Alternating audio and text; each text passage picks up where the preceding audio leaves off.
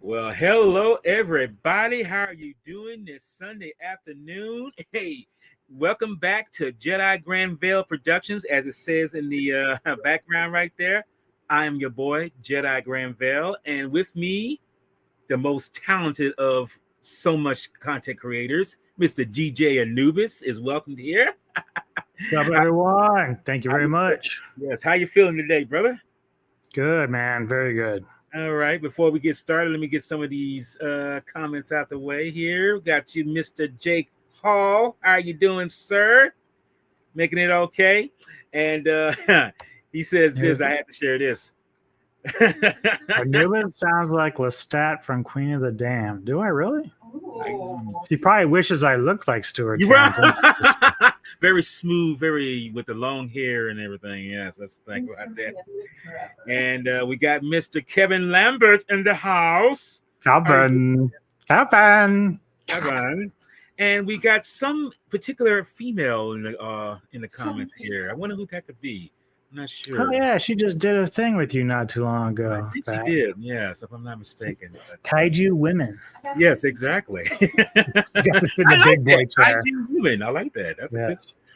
But we're here today doing a retro moment episode of mine where, and seeing it being in this Halloween month, I figured we'd do something a little scary here, and one particular film that we're going to discuss here is pretty much a cult classic in so many people's eyes, and that is Galaxy of Terror.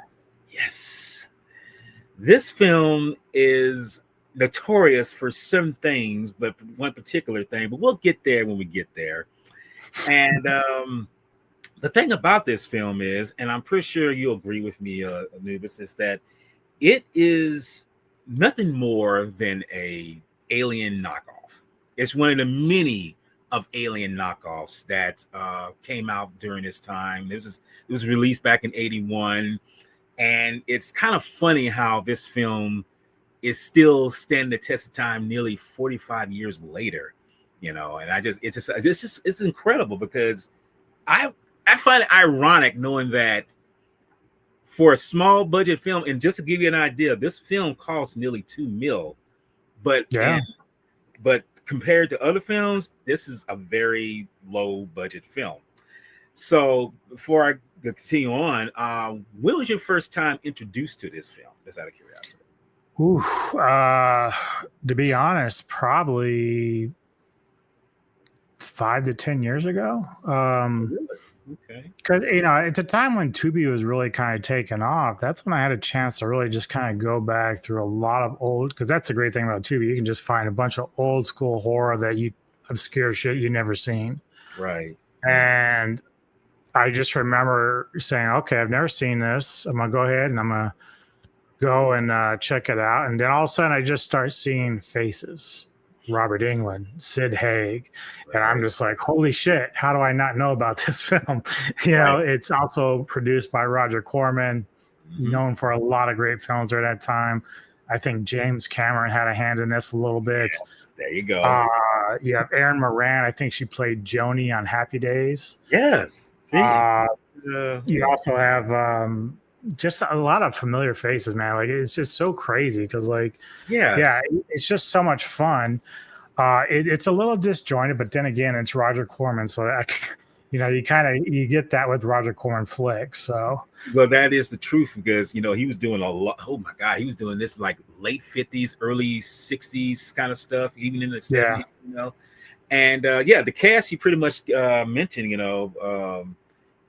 Erin Moran. I don't have Robert Englund here and everything, but you got Sigmead Badass for sure. And here's the thing that's a little tidbit for anyone who's interested. The gentleman on the far left, next to Sigmead, that's Zalman King. Yeah. I don't know if you know who that is, but I was just looking at it, and something about his sexuality in film. But I've seen him before, so I know I've seen him. Well, Wild Orchid, okay. Yeah, Red Shoe Diaries, okay. Yep. There you go. Yeah. You said no more. Yes. Nine and He's a half very notorious weeks. for Kim that. Basinger, Mickey Rourke. Yep. Okay, Mhm. I get it.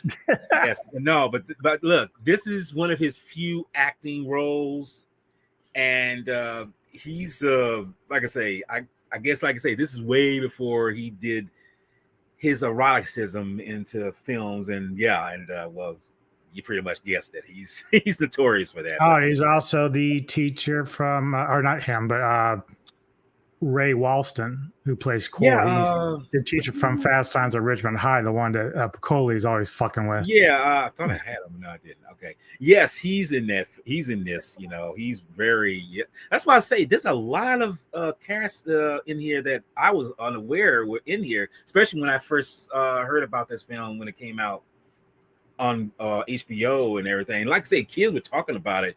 This is middle school now. Remind you, middle Yeah. school kids are talking about these things, and you kind of like, what in the world? It's like, and look. I'm virgin ears hearing these things, and I'm thinking like, how y'all know this stuff? It's an R-rated film. Y'all know about these things, you know. And I'm just kind of like, that's. But I've realized now, as I said previously on someone else's stream, I said a long time ago in a ghetto far away, you had these kind of things, and they were perpetually something that was there. And if you not knowing about it, it's like, okay, they're going to tell you about it all through the hallways and let you know it's like, this movie is notorious. It's crazy. And I can tell you right now, I couldn't really watch it back then because it did have this eerie feel about it. You know, Yes. I mean, back then. But I guess that's because when you're a kid. But you're right, because like the ship that comes down at the beginning, like it's on this planet, and just the atmosphere reminds you a lot of Aliens, like just when they first arrive. Of course, this is before Aliens, but after Alien. But just the vibe is very much Aliens like, and just like the atmosphere and everything. It's just so dark and dense. It's pretty wild. It's crazy. I mean, it's just random stuff, and you realize, like anything else, this film is what it comes to be. Let me see with it. Trying to think. Well, Possibly. Yes, That's because the idea of this film is to take people's fears and bring them to life. So in some ways, Event Horizon kind of played off of that too, through very the much. I feel thing. this movie is inspired. It inspired some other films like that, and I gotta say, let's get it out of the way. I feel this film was inspired by other previous films, like Forbidden Planet, to a degree, because you find out why their fears are generated, being tangible like they are.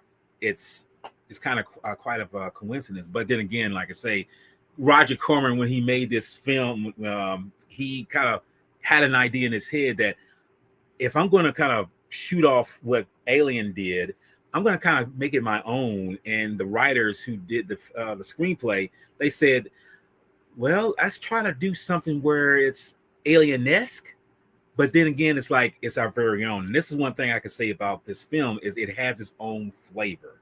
It has its own unique signature of how it's being presented to the audience, you know, and I like that, you know. So, but to get you familiar with the film, like I say, this was released through New World Pictures back in '81, and like I say, it was a production done by Mr. Roger Corman. And it was directed by a guy named B.D. Clark, although his first name is Benjamin. If I'm not mistaken. Bruce. That's what, Bruce. Yep. Thank you.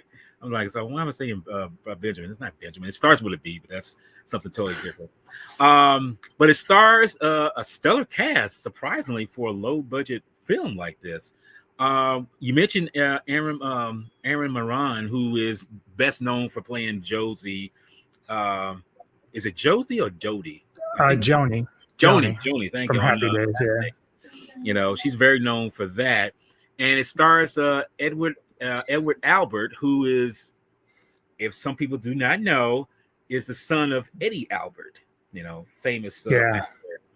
And you mentioned before Ray Walston, who's oh my God.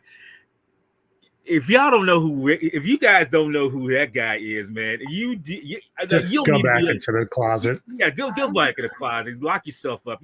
You're not a film goer. You don't love film. It's ridiculous. But of course, we mentioned the famous Robert Englund. Robert Yep. Englund, my God, when I went back and watched this film years later, I did not realize that he was in this film after I seen the first Nightmare on Elm Street. I'm thinking like Freddy was in Galaxy of Terror. I was like, how did I miss that? And of course, but then again, before that, he was in the miniseries and the final, all that stuff. So it's like, whoa, wait a minute.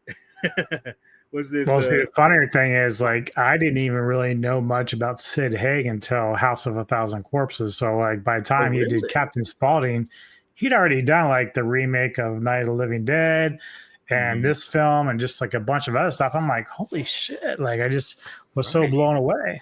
But it made sense because, again, Rob Zombie has a tendency to grab like a lot of horror icons for his films, so that made sense that he would do that. Because I know Sid Heed, I've seen him around for many things. I've seen him in stuff that I particularly didn't realize he was famous for, as far as certain smaller roles, but didn't know he was in this either. I realized. When you rewatch it, it's like, man, there's a cast in here, and it's a low budget thing, And as I said before, you had Sid Heed, and of course, I'm pretty sure people recognize this woman here. She's a very talented, Is that actor. Grace? That's Grace, right? Yeah. Yes, that's Grace. Her last name, I'll just say Grace Z. I think that'll be enough. Zabriskie, yeah. Zabriskie. Yeah, she was in Wild at Heart, which is David Lynch film. Apparently, she played Lois Henriksen in Big Love. That's a show that Necker used to watch. Really? So she was like in that for a while. So okay.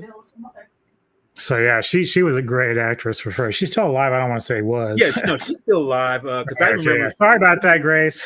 Yeah, no. I think she played in the remake of The Grudge too, if I'm not mistaken.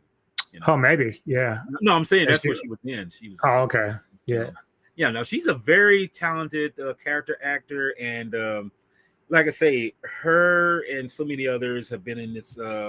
Were played in this film, but it's amazing. Like I say, looking back, it's kind of funny knowing that you can say that this is a low budget or just B film, period. And it's like, it has no great graces, but it's like, no, you had talent like these will be talked about, the actors. And then you mentioned Mr. Avatar, Titanic, The Abyss, James Cameron, who is feeling himself now. I'm sorry to say he's kind of fallen out of grace with me because he seems kind of egotistical. He lost his way.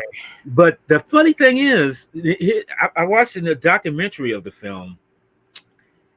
Cameron has never really changed in terms of his persona. He's always been kind of had a big head. He was given the breaks, but it's like, yeah, someone realized like James Cameron is kind of an a-hole. It's sad that he's got talent. Let's call a spade a spade. The man has talent. He did this film, and before that, he did Bala Beyond the Stars, and he did one of the John Carpenter films, which was Escape from New York. He's done many things because he was under Roger Corman's tutelage. But it's sad that this guy he's got this much talent, but he has zero people skills, which is sad. Yeah, that's beside the point. But the only point is to be brought to this is the fact that he was part of this film, and thankfully his legacy does live in this movie because he did many things in this film that is so was like on the spot kind of deal, and I feel like that's the thing that you got to remember. Somebody who has talent will know how to spin doctor something real quick, and it's like, whoa, I would have never thought of that, And that's the thing. This film is one of those treasures. I mean, I guess you could say this treasure because it's still being talked about now. I mean, we're talking about it. Everyone else is talking about it. And it goes without saying that it will continue on after we are long gone. But to kind of get it started, let's just kind of backtrack about, because I mentioned the cast and crew and all that stuff. Let's kind of start where the story is and realize this. This film, as I said before, is no more than a alien knockoff. And let's face it, there are many knockoffs of films that were going on back in this day. We've seen knockoffs of Jaws. We've seen knockoffs of Close Encounters. We've seen knockoffs of Star Wars. Well, the funny thing is, you mentioned that, but like I just read that, and I didn't really know this, but Cameron took inspiration from this for Aliens. So that whole like thing I described about the atmosphere definitely played a part in Aliens. So and that's the thing I was looking at too when I rewatched it recently. I was like, you can see a lot of aliens in this from this film in that film. I mean, it's there, Yeah. And as you mentioned before, Event Horizon with Kevin was saying, yeah, you can see a lot of that in that film. But then again, Event Horizon is no more than a knockoff of Aliens to begin with, so it's just a like, okay, we're borrowing something else from something else and something else. So, but it's like Aliens. I mean, like Alien, it's its own unique flavor. So but as I mentioned before, this film is no more than a knockoff, but it's a very well structured knockoff if you think about it for the budget that it has. And the film starts basically like any film does. And that's the funny thing about this film. It is less than 90 minutes long. It's a very short film. So that's a good thing.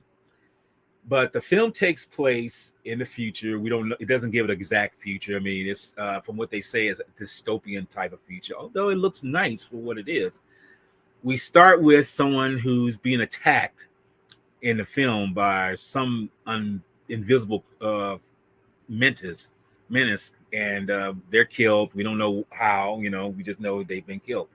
Okay, so we focus on this narrator who is saying, or we find out that it's a person in the next scene where we're on this planet called Xerxes. This is very weird because I mean, I would never think that Xerxes was a common name, but apparently it is. And Xerxes is a planet where, and I thought at first this was Earth, but it's not. This is a distant planet. Who knows, galaxies away, solar systems away. And this woman is playing with this person, and we just see this glow, this aura around their head. We don't even know who it is. And they're just playing a game. They're just playing a game. We don't know what it's for. Just playing. So they get information from this guy here. I meant to tell him, the man in the middle, sitting there. Commander Cause. Thank you, Cause. And he's been told to the master, who has the red glow. Oh no, you're right. It's Commander LeVar. Sorry, is it LeVar? I'm yeah, sure. Commander LeVar. Oh, yeah, it is. Okay. Well, I said Commander, but I mean, I wasn't for sure if I was saying the name. I was looking at the wrong thing. But he's telling the master that the last person on this particular ride, this particular voyage, is dead. He tells him these things. He says these things, and he says, "Oh well, is this the place where I'm looking for whatever it is?" And it's like, finally. So he tells him to set up a mission to go to this planet, and the ship that they get on is called the Quest. And the woman tells him, "You're playing a dangerous game." It's like, but the thing about it is they're playing a game right there when they're saying all this, and it's kind of weird too. Notice the music in this film. I couldn't distinguish it too much from the time I was listening to it. It's like, because it's not what you call convenient. When I say convenient, it's not traditional music. It's a very, because I kind of mentioned Forbidden Planet, where the so-called music in that is not traditional. It's like bits and pieces of sound and whatever. this one kind of sounds like that. Although, kind of noticed that it's sounding more like it's coming from a video game. And it's kind of weird because as you get more into the story, you're going to find out that it's leading to something, and you realize, like, why do we hear this kind of music the way it sounds, which we will find out. So we get to the crew. We find out where they are. You know, they're suiting up. They're ready to go out in space. They're about to do their thing. Blah blah blah. The one Tanner. I gotta show this again. Okay, she pretty much is the captain of this ship, and I don't know if you noticed how this particular scene where she's rubbing, caressing the panel. It's kind of like, what's this caressing motion you're doing here? You know, I mean, it's like, are you, like I say, loving the ship? I mean, you say that a girl or that a bad. I mean, yes, do good for mommy, do good for me. You know, it's like, what are you doing? You know, I mean, that I just find that very interesting. But she's the one that zips these people to the planet and their own version of hyperspace or warp drive or light speed or whatever you want to call it. Yep. And I love how the commander's like, everyone all right? Everyone all right? Right. Yeah. Because because she's launching the thing. She say, it's like the commander say, but Captain, we only got 30 minutes. I mean, people ain't set yet. It's like, well, they got 30 seconds to get set. It's like, yeah, right. She's like, I don't care. I'm like, she's a wild child. Yeah, she is. But we come to find out that while they're flying, she was a survivor of a certain mission that happened some time before, and it left her scarred, you know, psychologically. So I guess in a way, this is the reason why, you know, maybe that's why she's doing it like this, going fast. Like, I'm going to go ahead and do this, and if you're not ready, suck it. You know, just go with it. So, but as we see, like the story goes, you know, they get to this planet which is called Marangus. I'm saying it wrong. Marangus, I think. Morganthus. Morganthus. Thank you. See, I can't see. This is why I'm glad someone like you is on here. You're saying it better than I am, because I'm saying I said it before. It's like I'm screwing it up. Morganus. Yes. It's if you break it down, it's like it's Morgan with Thanos almost. Yes. You know, it's weird. And it's kind of weird. That's another thing. These people and the places they go to have very unique sounding names, which is, in a way, I guess it's kind of good, because you want to have very unique kind of outgoing things going on that people say, oh, this is planet this is planet that. It's like, but it's a planet that, or people's name that you can't necessarily pronounce. And that's a sad part, but at least they're unique. So that's a good thing. But to continue on, I'll pass it to you. But as we're going, they get to the planet, and of course, big surprise, they crash land, or at least the captain manages to land it safely where everyone is safe, and they're pretty much taken care of and everything. I mean, they survived. They survived where they was going to. Oh, and I gotta bring this up before I go any further. There's a moment when she does go into hyperspace. Robert Englund's character has a moment where he can't get his seat, like to work. And the character that's played by Taffy O'Connor, she said, "Just Demia, I gotta say that's gotta be the most funniest thing." But then at the same time, it's kind of a heartwarming thing, because it's almost a motherly thing for her to kind of get him in her arms and her legs to kind of secure him. It's almost like that's a mother securing her child, moment. It's this weird. I just had to bring that up. But like I said, we're on the planet now, and as it goes without saying, they got to check out to see if there's any survivors. Okay. We both know that once they get on the planet, they're already fucked. Or better yet, before they even get on the ship, they were already fucked, because the master, who we still don't know who it is, but we already know who it is, he tells them he's going to choose the crew himself. And I'm kind of like, You're gonna choose the crew yourself. I'm like, I mean, you got your commander to get the people to, get the ship to go to this place to do a rescue mission, whatever. But when he chooses certain people, it's like he's choosing them for a reason. And I'm just like, I'm trying to figure out why you're doing that. But if we find out, he's choosing them because, yes, of certain circumstances beyond their control. Because, like we find out, no one can control their fear. Okay. I'll pass it to you. I'm pretty sure you can narrate this as well. But we're on the planet, and so far there's something that's about to happen that, like I say, just grabs you. I feel. Yeah. I mean, there's a lot of shit that happens. Actually, just take me. Go where you want to feel like to. But they start. I know that at one point the commander, I think it's Cabrin, and who is it? I think it's Aluma, and so she's the one involved with Cabrin. So yes, and she's an empath too. I should mention. Yeah. So and she gets a lot of them get fucked up pretty bad in this film, but so they basically, it's almost again like Alien, where they're scaling this building or this fortress type thing. It looks almost like something from H.R. Geiger, but it's not quite, obviously. But they're scaling it, and there's of course these like long drop off tubes, and so.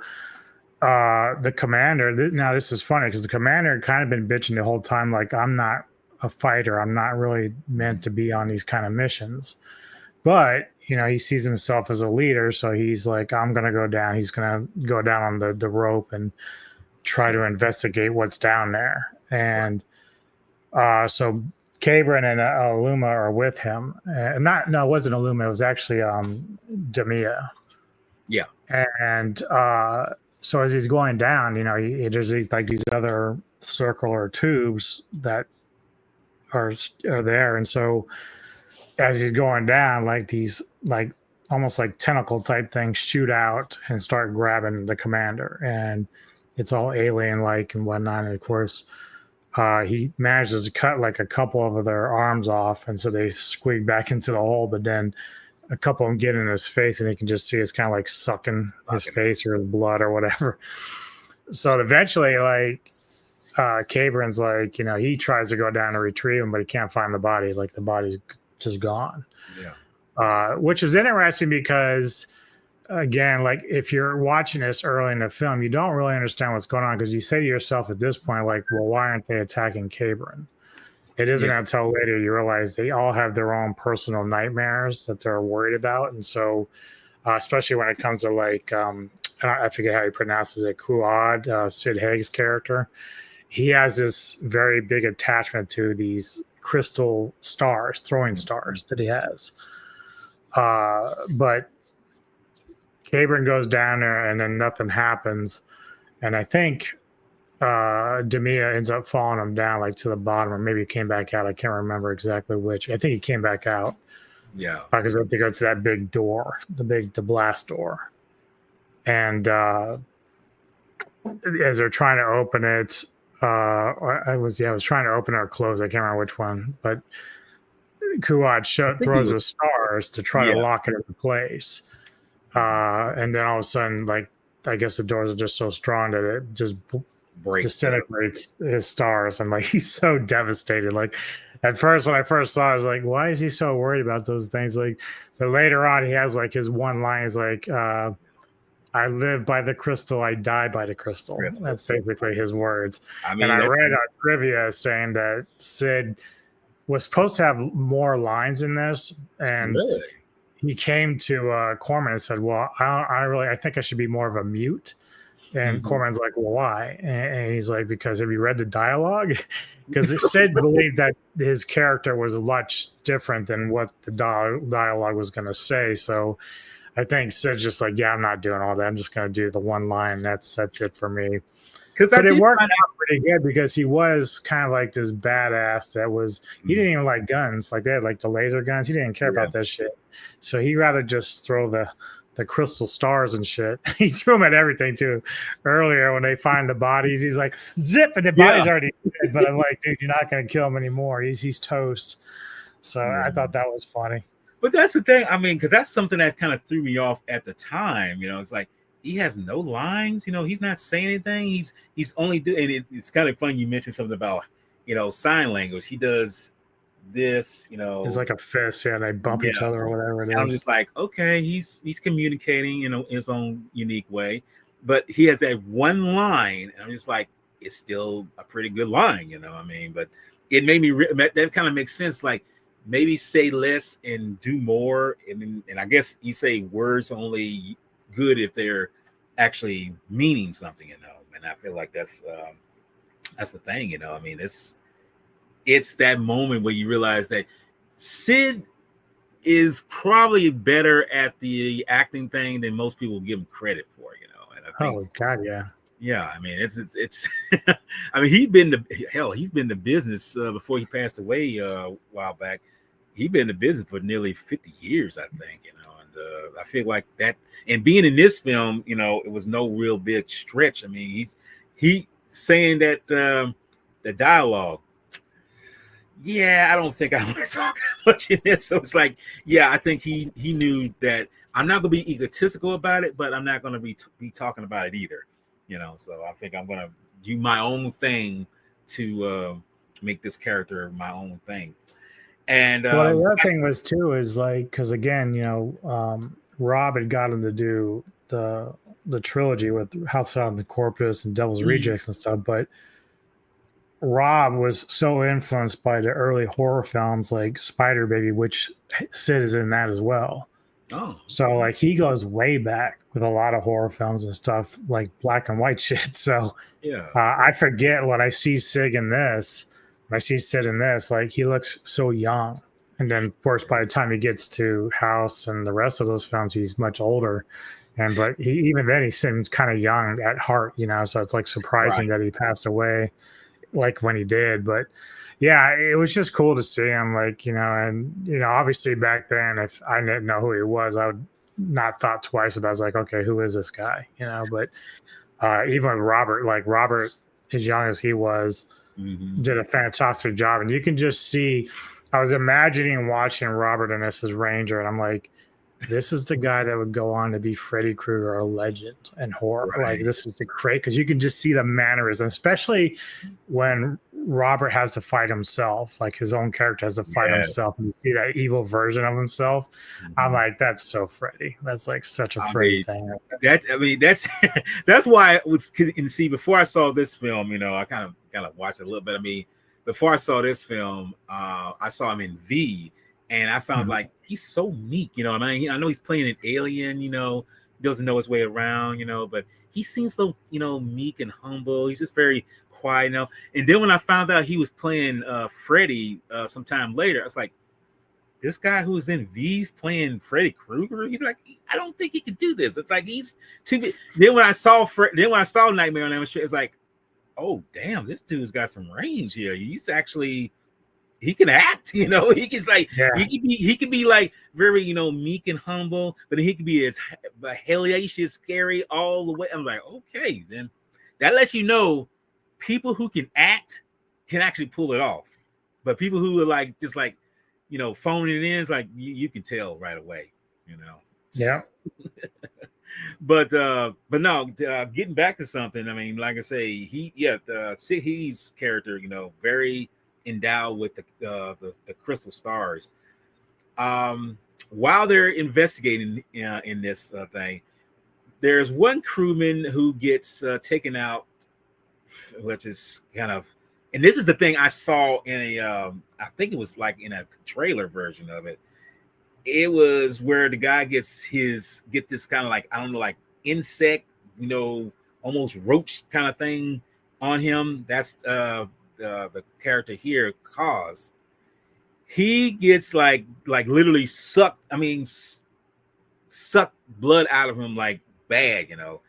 And I think that was the one character where I saw in this film, like I just couldn't wait for him to die because he was crying all the time. well, you know what? And that's kind of, and this is kind of interesting. You say that because before he gets taken out, even what's her name in the movie? Omen, is it not Omen? It's Haluma? Alum. No, not yeah, Aluma. She even says like, it seems like all this is coming from him. All this energy that his fear and everything is coming from him. She can sense it, but then it's when it's dead, when it's gone. You don't sense it anymore. So it's letting you know it's like we're kind of setting the stone with a foreshadowing that these people are generating these fears. They're generating these situations that's surrounding them, that's making it tangible. So when he does get taken out, it's like it's kind of, I don't want to say it's funny, but it's kind of interesting how he gets taken out. That this roach bug whatever thing grabs him with these sharp, like the legs got like claws on him, just wrap around him, and then he starts sucking his head from behind. And I don't know how you think about this, but I don't know why, but the way his head was getting sucked, it kind of reminded me of a moment in The Thing, John Carpenter's The Thing, a year later, where homeboy gets the guy's tongue comes out of his head, and then you see his head open up, and it wraps around him and then pulls him in. I don't know why. It kind of makes me think about that for some reason. I don't know why. It's weird, but once he gets taken out, they say that it's like, well, he got taken out, but the creature, whatever, it just disappeared. It's just vanished. It's like, how the hell does something vanish? We don't understand this. You're trying to find something that's not there, but it was there. And this is why I kept saying this kind of reminds me of a little bit of Forbidden Planet, because even there's a sense of like, there's a creature that's being generated by someone, but that's only because of their frustration, not because of their fear. And we're seeing that something is generating their fears, but slowly and maliciously is coming to full light. So we're like I say, as things go, it's kind of slows down a little bit. We're on the ship. Turner is talking to the cook, which is played by Ray. His name is Core, played by Ray Welston. And they're just talking, but she's talking to him about the past events where she was the only survivor of this particular party that happened sometime before. We don't know how long ago. And he's telling him, like, don't fear this. It was whatever, he's telling him in not so many words, like, don't be so fearful of these things. I'm guessing he's giving her the mechanic to say, don't freak out, basically, but like anything, some people can control their fear better than others, and we find out that somebody can do it even better. And that's Corbin. He's pretty much somebody who can really control his fear all the way. But we keep going. We see that things are starting to unravel. Things are starting to fall apart a little bit more and more. So they go in to the pyramid, as I mentioned before here, and I should tell you this: the packs that they have on, the light packs, that has the lights on them and everything. These things must have been really, really lightweight. Right. Because I don't know that they look like they're like weigh like 50 or 60 pounds, but the way they pick them up, it's like, dude, that's they just like hook them on. Yeah, I'm like, damn. These things must be really lightweight for whatever they get, unless it's something in the future that's really built to make it seem like it's very light alloy or something. Yes, exactly. But from what I was told in a commentary, that they were not that heavy. They were pretty, because like I say, everyone was carrying them. Even Aaron was wearing them, pretty well, and it wasn't like some big hiccup, but yeah, it's crazy how these kind of techniques, they use in the film were the basis for things that were going to be coming later on in other films. Because you got to remember the people who made this film. We mentioned this before. They did Aliens, they did The Abyss, and of course they did Terminator 2. You know, some of these people who behind the scenes, as I like to say. So, but to go on further, we're gonna crack this egg open a little bit more and discuss the amazing of moments that define this picture in some sense of the word. And we're going to start with Mr. Sighe's moment where he's guarding the door, you know, during this when they go into the the base of whatever this thing is, because we still don't know what this pyramid is. Kind of like I mean, it looks like a mountain, but it's just like this fortress of sorts that's you know, alien made or whatever. And here's a question I have to ask you. Doesn't it kind of remind you just a tad bit of the pyramid, or at least the mountain shape that's in Total Recall, a little bit to some degree? It's been a while. It probably would. I was thinking at some point it also reminded me a little bit of I was just thinking of it too. A little bit like Kroll, almost. Yes, like a castle almost in some ways. Right. Just in interior design and stuff like that. So it was interesting to say the least. Even when I got inside, it was kind of had like different mazes and stuff like that. It would shut people out, and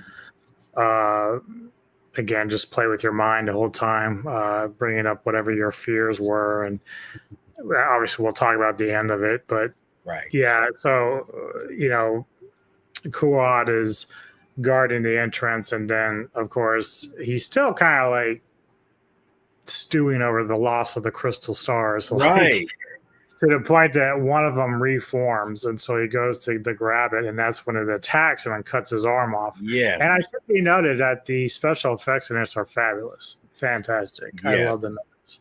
This is, I think, this movie doesn't give enough credit for that. No, it doesn't hold back. It's very good with the special effects. Obviously, Kuat, he gets fucked up because the star comes and hits him right in his chest and ends up killing him. After taking his arm. And then, of course, Damia, she's my favorite one of this whole fucking thing. Yes. She comes up to look for him, finds like his arm sitting there with like maggots crawling on it or whatever. And then she eventually gets attacked by this like big ass worm thing. And I kid you not until I watched it again today, did I realize that it was actually raping her instead of just eating her. So, yes, that was.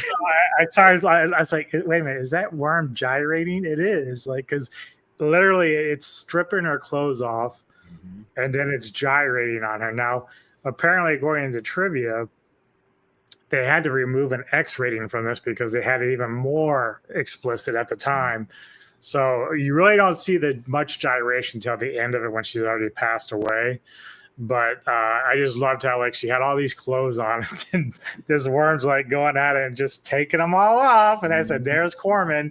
There's our boobs. That's what we needed." Because apparently he was required to have one nude scene, and Tafe O'Connell was going to give it to him, but she had a body double. But they apparently Corman's very good at worming his way around women, but he told her that like you have to at least be topless. So he said, "Well, I'll try to do like an angle where you can't really see anything, but you got to be topless."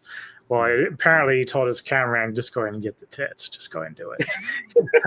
So he still managed to get her tits regardless. But as far as like the more body and full nude was done by some stunt double that was in there for her.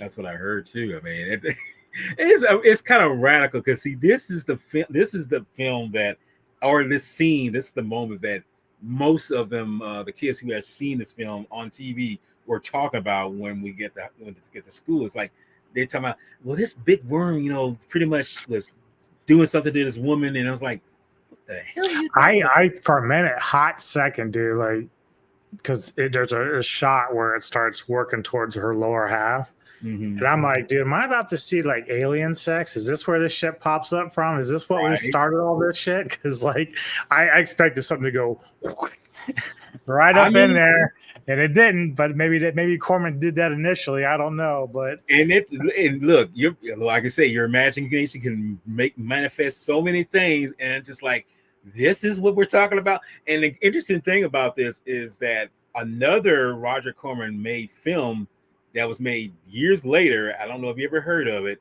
It was a remake of Not of This Earth that starred Tracy Lords, and yep. the opening montage actually had this one clip of this scene in that film, and I was kind of like, that scene looks familiar. It's like I've seen it, but I didn't know where it was actually from until years later. But it shows how effective that moment is, because that's the only thing most people talk about when it comes to this film is the worm rate scene. It's like, all right, like that's all we're gonna talk about. I know there's more to it than that, but I mean, let's be honest with you. That's a very effective scene, and and funny, and the thing about that is the director did not want to do that scene at all, because he just felt like, why am I doing this scene? This just has no ground for whatever. But he told Roger Corman, because before this, he was mostly directing. I mean, he produced things, but he was mostly directing. He told him, like, if you want, you want to have this in the film, you direct it. You do this. It's like, yeah, you be the instrument of your own demise if you want to go ahead and do this. So Roger's like, okay, let's set up, shoot. There you I was go. like, hey, no problem. I got you covered, brother. I'm like, I guess he said he really wanted some kind of, alien or kind of interaction with aliens, and I'm like, all right, and that's not the kind of way I would do it, but I mean, go ahead, So. But to my knowledge, I mean, obviously I don't know much of the opinion of these actors after the fact. I mean, unless you probably own this on Blu-ray or whatever. But Roger was always well respected within the industry, regardless. Like even at that time, like that's the thing I find interesting is that I get it that actresses need to kind of watch themselves better and be more protected on, because I've heard some horror stories from other like bigger directors when it came to like sexual scenes and stuff. But it's just so different now. Like back then, it seems like the actresses really didn't mind all that much, as long as it didn't like totally go overboard, and totally cross boundaries that they didn't want. But I haven't heard anything negative from any of the crew on this regarding Roger or anything that he did in that regard. Like, I think they knew what they were getting into when they did this film. So, because if they know his reputation, I mean, especially if they do know someone's reputation, it's like, yeah, he's not making kid films. I mean, he has done some, but it's like these kind of films like this. It's like, yeah, if you stepping into it, you're bound to be jumping into something that you didn't think so. But it's like, yes, you're going to do this. That's Roger. He's doing this for you.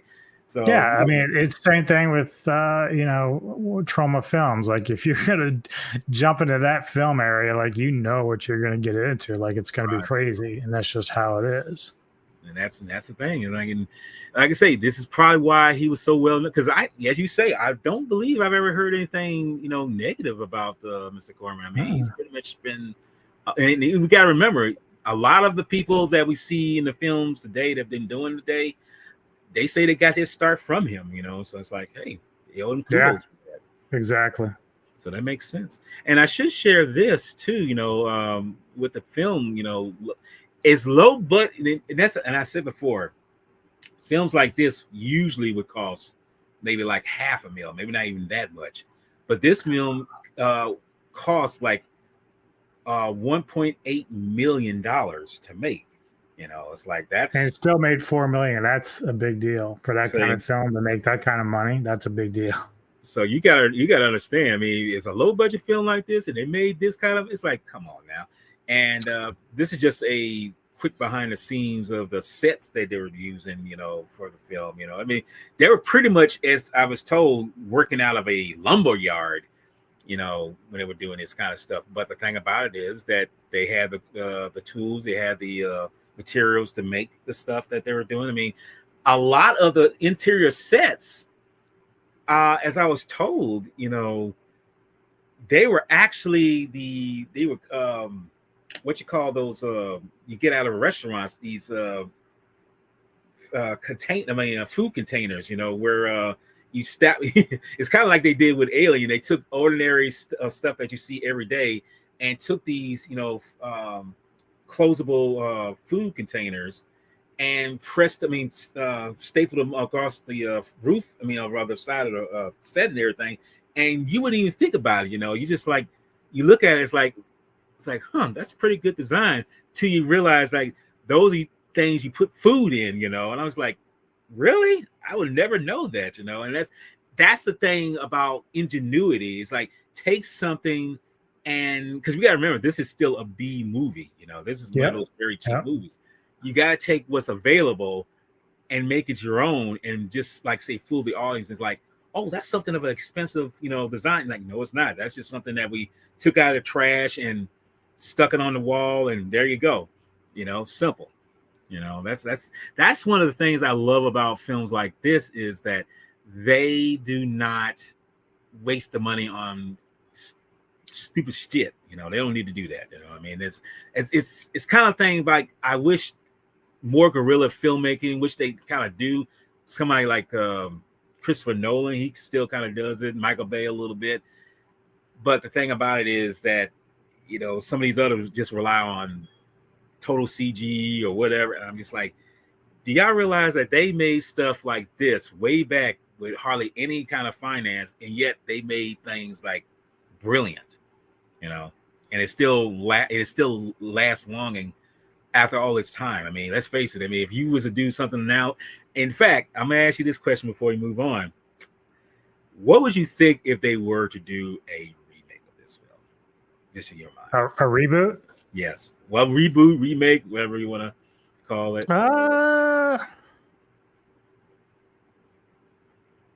You could do some cool things with this idea, all that stuff. Like, it's stuff that can be redone. The issues that you run into a lot of times is, you have to say to yourself, what makes this so special? Like, this obviously, I think it got made like the top 50 worst films of all time or something. But like, for the rest of us, this is basically a cult classic because of everyone who's involved, and of course how fun it is in terms of special effects, and it's Corman. So, if you were to remake it, you can make it nice and polishy and cool and all the sci-fi or CGI you want to put in there, but would it have all the things that we love about these cheesy B-rated movies? Like, it would have that kind of a feeling for you, like, or would it just come off kind of flat? You know what I mean? Because they're not going to put like a rape scene in there now. They're not going to do that. Unless you're like some independent director, you might do it. But if we're talking like, mainstream actors and stuff, they're not going to go that far because they don't want to alienate them, the critics and everybody else. Because at this time, Corman didn't give a shit about critics at all. No, he didn't. Exactly. So, and I love that. I love that he just said, I'm just doing what I want, and you can either love it or hate it. I don't care. That's your deal. Yes, exactly. And that's, and like I say, I personally have a problem with remakes or reboots, but if it's done well, I don't mind it, especially if I haven't seen the original one. I feel like, okay, maybe, but at the same time, hopefully you still have some kind of, character, or kind of, like I say, like something that really brings it out that you want to watch it, and I feel like that's the thing when it comes to these kind of things. That's why when you start hearing about all the, rumors about them trying to do another Howling remake, it's like, yes, well, fine, but if you're not going to do it legitimately, like with actual practical effects like the original, then don't bother, because you're not going to outdo it. Yeah. CGI will not fix that for you, you know? So like, it's a waste of time for me, because like, even if everything else is great, like the acting, the story, or whatever, if your werewolf look like ass, forget it. I'm not doing it. Yeah, because I have seen some, I have seen some werewolf films, or films in general, that, they take a cue from the past, but it's like, Yeah, some of them hit the mark pretty well. The other ones are questionable at Well, I best. mean, like Paris is a fun movie. American Werewolf in Paris is fun. The acting is good. We'll be talking about this on Thursday, I think. Mm-hmm. And it's a good film in terms of the acting and story, but the problem is the werewolves are CGI. It's terrible. Like, you tried to cut a corner on it, and it hurt the film. Like, that's the one thing that you should not cut corners on. I don't care if you get no name actors, you put your money where the special effects are, because that's where it matters. Yes, it has that love. I mean, it has a more tangible effect for it, I guess. And I Yeah. think Yeah. it is doing that. But the kid to keep going with this, both Sig He's character and Connor's character, they're pretty much wiped out. They're gone. They're done for. Yep. We realize that these people are in a situation where it's like they can't get out of it because the ship is not reacting and to this and everything. So they say it's time we just go into the pyramid itself, or just go into where all this is coming down and why is this happening. So with things going on, with things happening, we see certain things like, okay, first of all, that Captain Tarner, she's getting illusions, saying that there's something fighting. I mean, she was dealing with the aftermath, but the fear of what she was fighting is on there, and Core is telling like, you're not fighting it. She goes to face whatever, but turns up she gets fried. I mean, she gets taken out, and during all this, the people go into the pyramid, and like I say, there's certain things that's happening here. One by one, they're experiencing. We realize that Zalman King's character, he has a fear of just the dark itself. For some reason that he manifests this creature. If you look at it, it almost seems like it's part of the surroundings that he's in. It's like it's made out of the black and everything. And when you see its eyes, it's like it goes dark. It's just like it disappears, but it starts attacking him. And and the funny thing is, while this is happening, they're inside this room where it connects to the doors to make it open up or close or whatever. And Cora is messing with these things. It's like, open the doors. So once he finally gets gone, Don King's character, Robert Englund's character says, where is he at? Where's Core gone to? Where is he? I mean, it's like he disappeared. It's like, I think he's behind this whole thing. And even almost saying, it's like he had nothing to do with it. He's an old man. It's like, he's like, no, I think like there's something shady about him, So isn't that the interesting thing about that too? Because we talked about how this is kind of influenced by Alien. So Core, his mannerisms remind you a lot of the android from Alien. Mm-hmm. So it's like just the way that he was, just even though he was human, just the way he was acting, you knew that something was up with this guy. Like, just something wasn't right. Because it's like I say, you're giving out. Because you remember in, I'm kind of forgetting, but not forgetting, but I should have mentioned that when Roger McGuinn's character goes looking for Tanner, he gets knocked out by Core, with a wrench, and I was like, "What the hell are you doing?" It's like, okay, dude, are you trying to, like I say, sabotage the mission or something like that? It's like something's not writing on this right, So he goes, and you're just like, okay, something's up with this guy. And then, like I say, he's aware that something is wrong with him. We don't know what it is, but the Rangers pretty much saying like, I'm like I say, I'm not liking this, and even almost like saying, I just fear something's going on. And she asked Corman, he asked Corman, aren't you afraid? Because all this time we realized like he's going through all the motions and everything, but he's not really showing no sense of fear. He's not showing no sense of, whatever. He's like showing no anxiety or whatever. And you wonder like, why is he not showing any of these things? So all in all, okay, we see that these two will face their final fears. And what's his name? And you know, we're gonna get to this. He faces off um, Ranger, as you mentioned before. His he faces Doppelganger. himself. Yeah, Yep. his doppelganger. It's like that's what he fears. He fears himself. It's like, and in a kind of way, kind of weird way, I kind of could say I can kind of relate to that because sometimes I kind of fear myself. You know, I mean, I don't give off, or at least I don't feel I give off. If anyone can tell me, let me know. I don't give off this kind of like foreboding or like intimidation kind of feel towards anyone, you know. But I swear that if I face myself and I'm like this really regressive, really, you know, like kind of like what the like that's me. That's how I'm perceived. You know, it's like, and he sees himself like this, and he fights him off. You know, he just pretty much defeats him. You know, but at the same time, we're dealing with a situation where Alma goes down into this tunnel, and I gotta say, you know, you feel like this is something that was like too easy, but it takes her out pretty easily, pretty quickly, as I say. She goes in the tunnel, and yeah, you want to say? Well, again, like I can appreciate about this corner because he didn't hold back. Like you think that Demia's death was brutal, ain't nothing compared to what Aluma was dealing with. Because Yeah, at least with it, Demia, it it messed her up.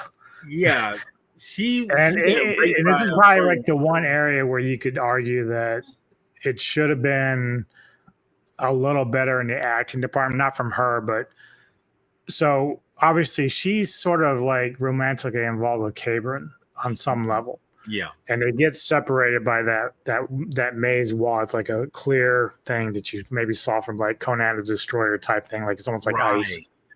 right. Uh so he's trying to keep her calm because they can't hear each other, and so he's like putting his hand up and he kisses her or whatever on the other side, and that's when she kind of gets motivated to be okay. I'm gonna calm down. I'm gonna go try to find a way out when she gets attacked. Well, he's devastated, but he's not like devastated. Like he's devastated enough, but not like I thought he would be. Mm-hmm. So I kind of expected a guy that was really just lost your woman, man, like in a very brutal way. Right. Like it literally ripped her in half. I was just like, oh, that's a tough way to go.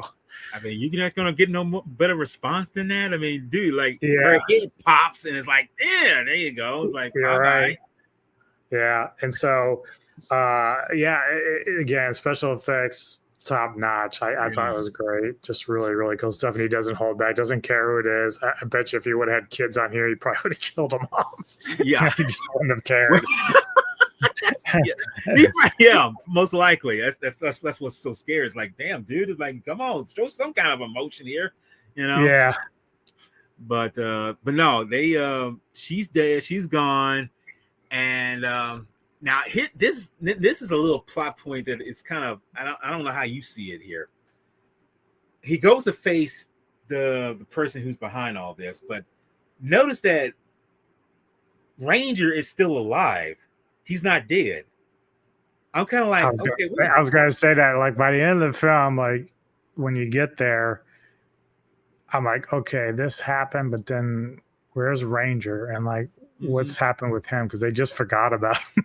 It's like to say, oh, well, oh, that's right. He was in here. It's like, they forgot about him.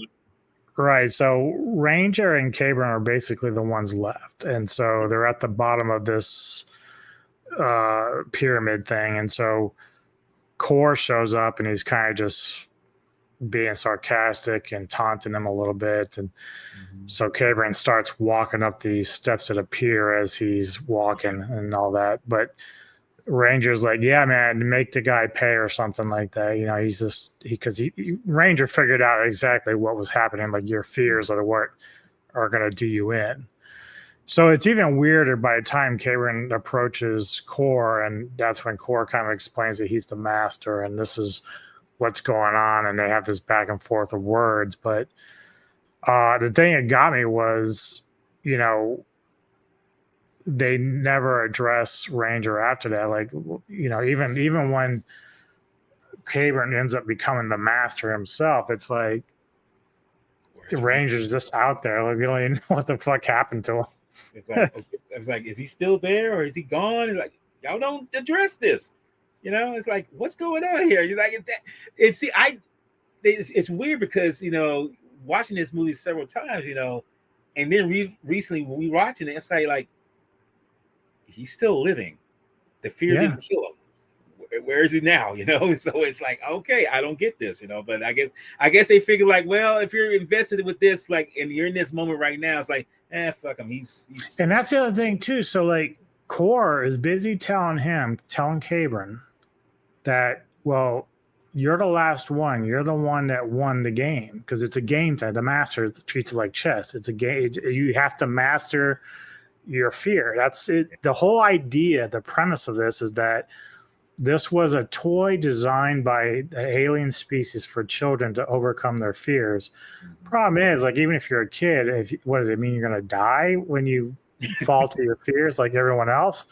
But then he's telling Cabron, he's like, well, you've won because you didn't give in to your fear. But I'm like, but Ranger's just outside. Yeah, right. So, like, I don't understand. Like, it could be just an editing problem, or they just fucked up and forgot to deal with that issue and say what happened. But because you can assume that maybe Ranger fell to another fear at some point, but they just never address it. Like, you just never know. But you know what? And I feel that that's just right there. I mean, it's a low budget film.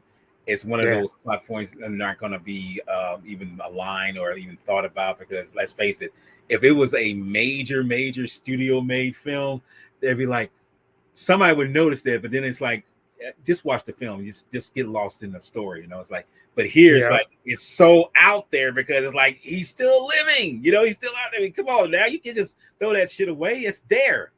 You know? It's crazy.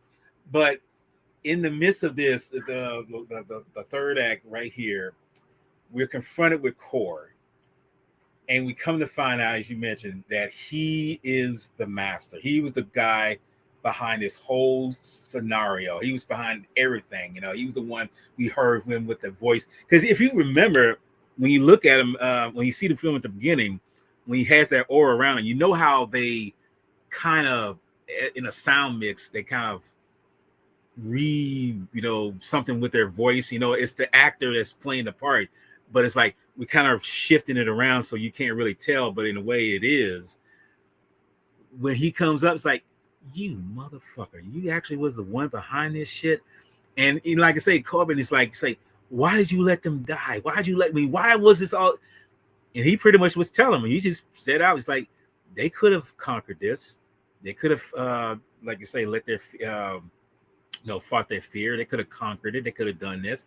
You, out of all things, were able to conquer these things because you were able to control it. You were able to balance out everything and not let it get to you. That's the nature of it. And when he said it's all part of the game, it's like, a game? This is a game, you bastard? It's like, and it's kind of like, why did everybody have to die? And so, like, and I agree with him, like, if it's a test, great, but you have people literally die. So, like, clearly this master is just like, doesn't really care about any kind of living organism. It's just like, hey, I'm just gonna fuck with you the way I want to fuck with you. And I think, and that makes it even weirder because he's playing chess with that old woman who's kind of like a seer, and she's like, basically, if you go down this road, it's gonna lead you to ruin. I'm like, but the master's still alive, so I'm not sure, unless she was just addressing Core himself, saying you won't be alive by the end of this, unless that's what she meant. But it's just a weird dynamic between that and then, of course, the Ranger issue at the end. Like, those bookends don't really make a lot of sense. Right. And I think that's the thing right there. I mean, because it does wrap that up with him pretty much facing all the fears that the other people face, and then themselves, or at least zombie versions of themselves, and he's able to conquer them. And it's like, yeah, I mean, he faces everything and he still defeats them. But then the master says, like, well, you can't, you don't have that rage in you to kill me. And that's like, I don't have to kill you because I've pretty much conquered this. And you see that energy come from him into him, or like that energy come out of him to him. It's like defeating him. And it's like, well, I've already defeated you, you know. And he says, I'm not going to be like you. I'm not going to do the things that you've done.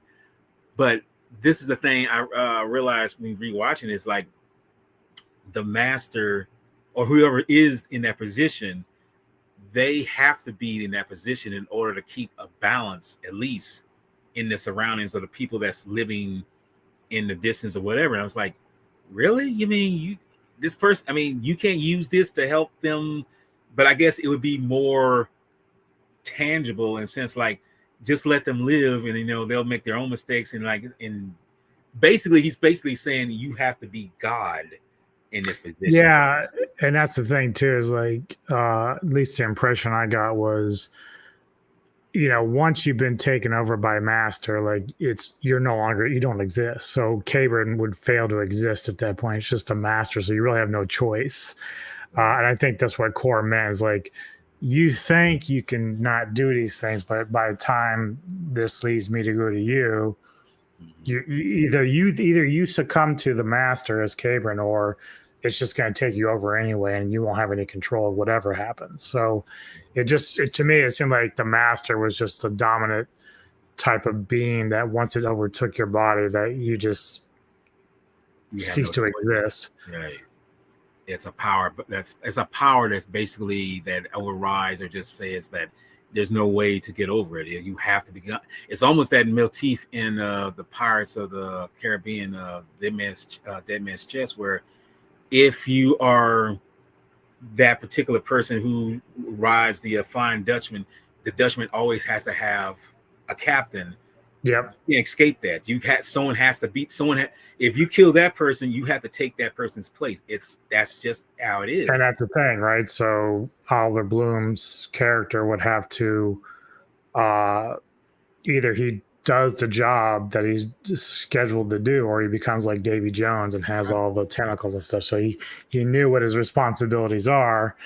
And if he wants to remain looking like a young dude like he was, then he's got to make sure he's doing his job, which Davy Jones did not. And that's why they morphed into all these grotesque creatures.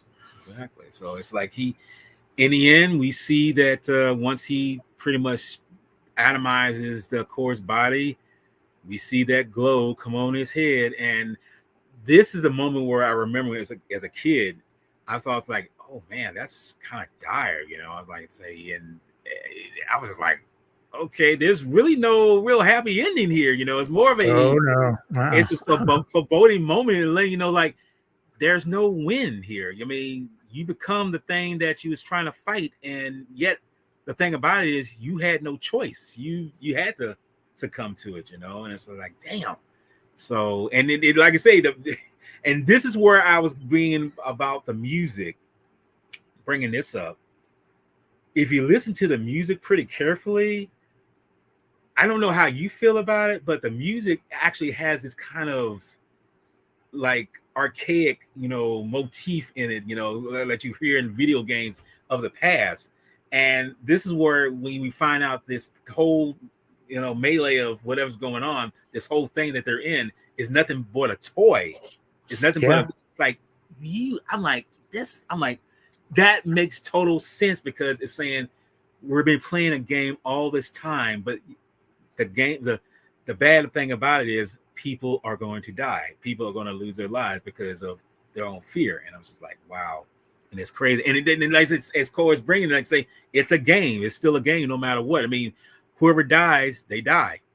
Move on from it, And it's sad that the end result is everyone is still dead. But at the same time, the person who is trying to fight or stop this only becomes what he was trying to fight. And it's like, well, no happy ending with this. And and when the film ends, it has no music or anything like that. All it has is this of the wind blowing. And it's like, wow, I guess y'all pretty much are saying that everything's fucked already. It was fucked before. So here we go, Yeah. But with that being said, that's the film there, and your overall thoughts, probably rating and everything. How you feel about this film as it goes? I still think it is a cult classic, no doubt about it. It does have issues with like we said, the bookend with the story. There's things that aren't really explained that should be explained a little bit better, but they're not. But it's a B-rated film, so you kind of expect that. In no way is it like one of the 50 worst films ever made. It's just not even close on that hemisphere. It's way better than that. Yeah. With that said, I mean, I'd still give it like a 7 out of 10, but strongly recommend anyone who's a fan of the horror genre or even the actors involved to watch this. And its special effects are great. If you like Corman, you're gonna love this film. It's totally Corman all the way. Right. And plus, you get to see early versions of James Cameron working on it, so that's fun too. So yeah, it's a 7 out of 10. I still enjoy this film. It's not something I'm gonna watch like a lot, but every couple of years I'll go back and watch it with no problem. And I feel that's the same with me. I'll probably give it a little higher, probably like 7.5 for it, because it makes you realize it's a blending of sci-fi but horror too. It's not super grotesque, but it's enough to chill your bones and say it's like your own fears are your own worst enemy. And it's in a way it's a cautionary tale, like say you need to not let certain things scare you that much. Although let's be honest, we as human beings, we're gonna let they scare us or get us mad or whatever. We can't control our emotions that good. Some of us, because some of us are just like we let our emotions, take us over. But yeah, this film is a total. I ain't gonna say masterpiece. I'll just say it's a cult classic, and it's one of those rare gems that I wish that more people would invest in, because, like you say, some of the films of that time and before probably knocked it out of the ballpark better than others, and I feel like that's a sad thing that Hollywood can't do like it is now. But hey, that's Hollywood. What can you do about that? Yeah. So, but with that going on, what do you have coming up that's on your channel, or just in general that's coming up this week or whenever this month? Well, Tuesday, I will be getting together with you again for a rock and metal discussion. So that's going to be a lot of fun. And then later in the evening, I will be joining Anthony Jordan on his channel with Mr. Tony the Dead as we do a review of The Town That Dreaded Sundown, the original. Okay. Wednesday. Live, just out of curiosity? I'm assuming with Anthony it is. I would assume it is. He usually does those ones live, I would assume, but cool. I'd have to double check with him. Wednesday, joining Kevin Lambert again for Fear the Wolf as we do American Wolf in London and American Wolf in Paris. So the discussion, more werewolves this week. Then Ghouls of Midnight. I don't know what Tony's pick is yet, but for me, I've picked a movie called Disremembered starring Angel Bradford.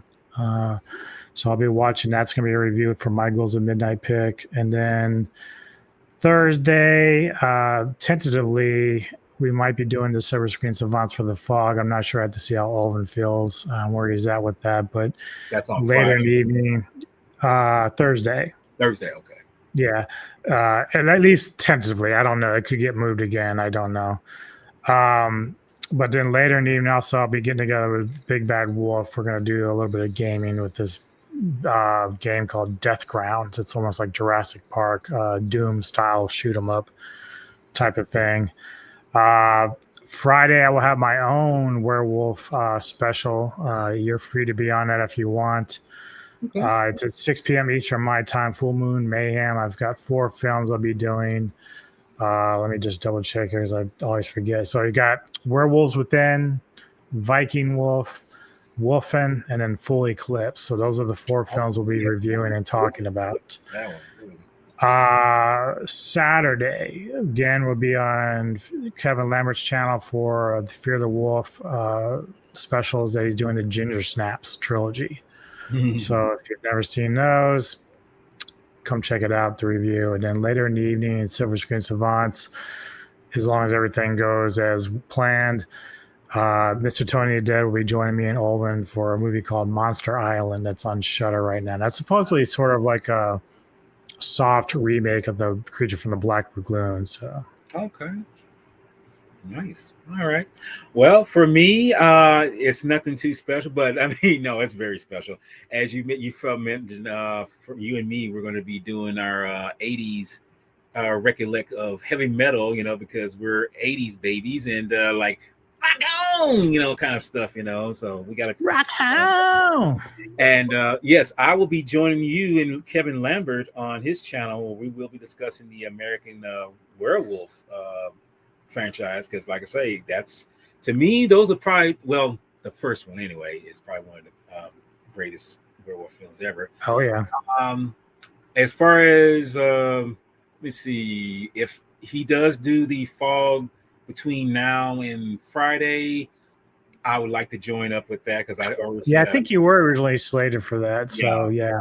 I want to be. So yeah, I'll get with him and find out how he's feeling and stuff, and I'll get back Hopefully to you he's doing about better for all good reasons, Because like I say, I don't. Me personally, I don't like no one being sick, But I mean, hopefully they're doing okay. It happens. Yeah, that's the thing. Because who knows? I mean, I might get sick between now and then, and never can tell. Right. But coming Saturday, I got something special with a friend of mine, Mark Justice, where we're going to be discussing the Heisei Godzilla films of the time early that day, and it's going to be on his channel. I forget what the name of his channel is, but we're going to be discussing that and a couple of other people. I can't remember who else is going to be joining, but we're going to be discussing that. And later that afternoon, I'm going to be discussing. I'm not sure if a certain party is going to be joining me, but knowing how things go, it'll just be me.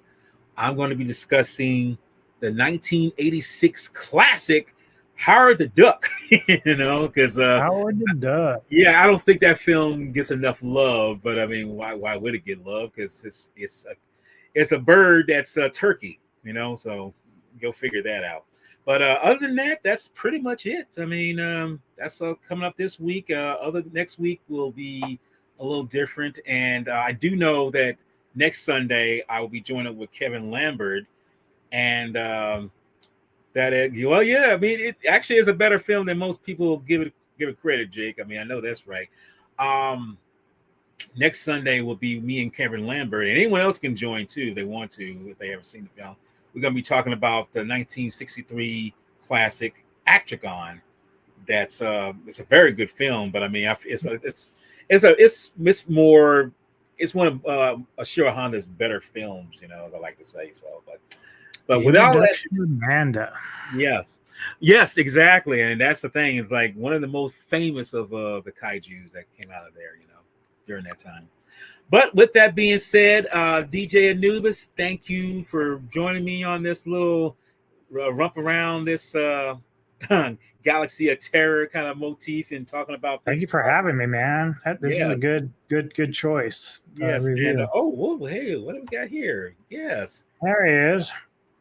Oh, really? Okay, I didn't know that. Okay, well, I hope you're doing it. You would know better than me. I'm just here.